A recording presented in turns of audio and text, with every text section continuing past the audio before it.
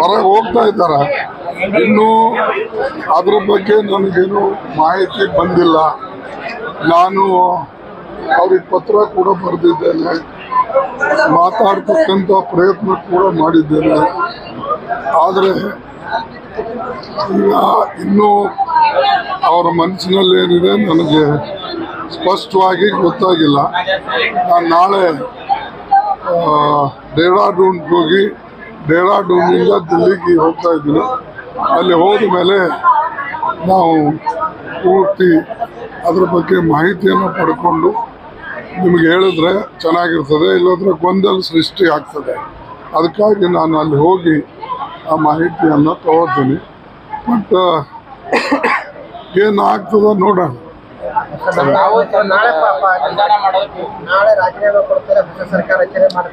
ಅದೇ ನಾ ಹೇಳ್ದಲ್ಲ, ನಮಗೆ ಆ ಮಾಹಿತಿ ಇಲ್ಲ. ಈಗ ಅಲ್ಲಿಂದ ಅವರು ಏನು ಗವರ್ನರ್ ಹತ್ರ ಹೋಗಿದ್ದಾರೋ ಅಥವಾ ಹೋಗ್ತಾ ಇದ್ದಾರೋ ಅಥವಾ ಬೇರೆ ನಮಗೇನು ತಿಳಿಸಿಲ್ಲಲ್ಲ.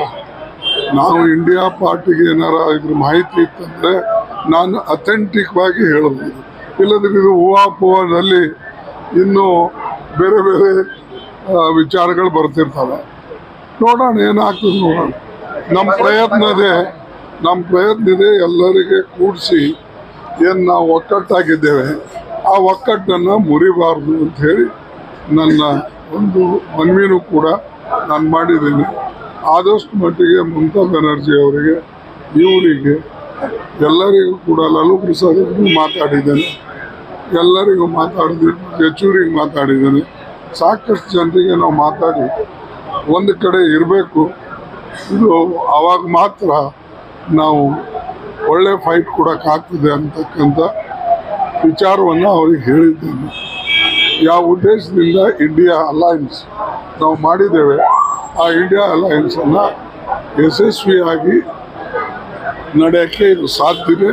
ಮತ್ತು ಇನ್ನೂ ನಾವು ಅಪೇಕ್ಷೆ ಮಾಡ್ತಾ ಇದ್ದೇವೆ, ಯಾರು ಈ ದೇಶದ ಸಂವಿಧಾನ ಮತ್ತು ಪ್ರಜಾಪ್ರಭುತ್ವ ಉಳಿಸ್ಬೇಕು ಅಂತ ಹೇಳಿ ಇಚ್ಛೆ ಇದೆ, ಅವರು ಡೆಫಿನೆಟ್ಲಿ ಆ ಥರದ ಯಾವುದೇ ಹೆಜ್ಜೆ ಇಡೋದಿಲ್ಲ ಅಂತಕ್ಕಂಥದ್ದು ನನ್ನ ಒಂದು ಅನಿಸಿಕೆ.